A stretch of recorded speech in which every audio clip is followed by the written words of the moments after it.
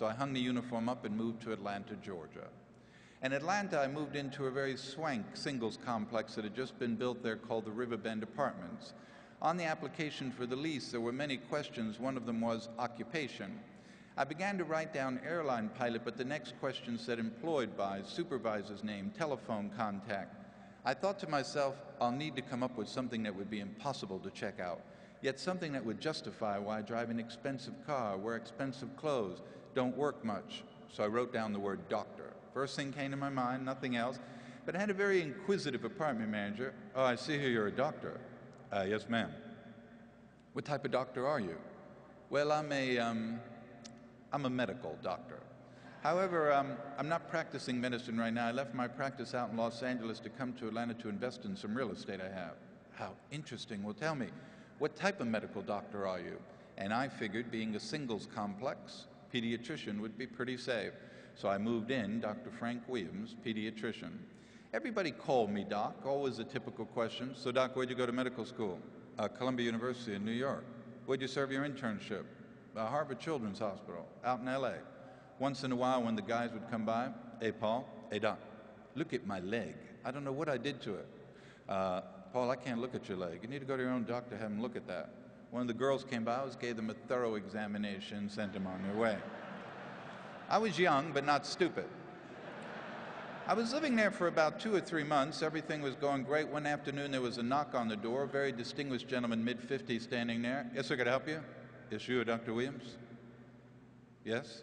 My name's Gordon. Just moved in the apartment below. Wanted to come up and introduce myself. A new neighbor. Come on in. I'm not only a new neighbor, understand you're a pediatrician. Yes, I'm the chief resident pediatrician of the county hospital up the street.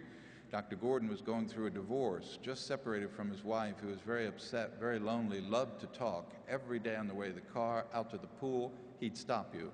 After a minute or two about the weather, he'd start to speak in medical terminology. Obviously, I couldn't converse with him, so I, in turn, would cut him short. Eventually, I knew he'd get suspicious, so determined not to move. Every day I went to Emory University's medical library. Every day I read the daily journals from Johns Hopkins, from the Mayo Clinic. Every day I would take a certain part of the journal, memorize it. And every night when Dr. Gordon pulled in his parking slot, I was sitting on his doorstep, literally every night. Hey, Doc, about this new theory they're using up at Mayo? What is it tonight? And I'd follow him into his apartment. I knew he was aggravated. If he'd go in his bedroom, sit on the bed, I'd go in his bedroom, sit on the corner of the bed. If he'd go in the kitchen, I'd follow him back and forth. Go to the bathroom, I'd talk through the door. Pretty soon he'd come home. Hey, Doc, I don't have time to talk to you right now. I got to go. Guys started to avoid me, which is exactly what I wanted.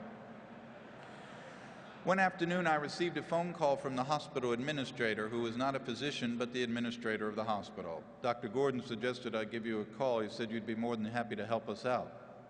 What's the problem? On the midnight to 8 shift, I have a resident, supervise a number of interns, nurses on his shift, just been notified of a death in his family, returning to the West Coast tomorrow for about 10 days. Georgia law requires a resident doctor, house doctor on duty, be a full practitioner. Dr. Gordon suggested you had a great deal of full free time. You'd be more than happy to come down and cover the shift in an administrative capacity. There's no way I could do that. Why not? Well, I'm not licensed to practice medicine in the state of Georgia, just the state of California. All the red tape for 10 days, no red tape. We'll bring it before the medical review board tomorrow morning. You issue a temporary certificate. You can start tomorrow night. Now, being one who hates to pass up a challenge, I couldn't help but give it a shot. So I went down to the hospital. During my entire 2 weeks there, no one ever doubted for a second I was not a doctor. When the doctor returned, I left.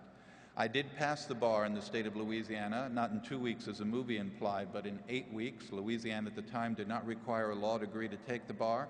Louisiana, of course, practices their law under the French Napoleonic Criminal Code of Procedure, as they did then and do today.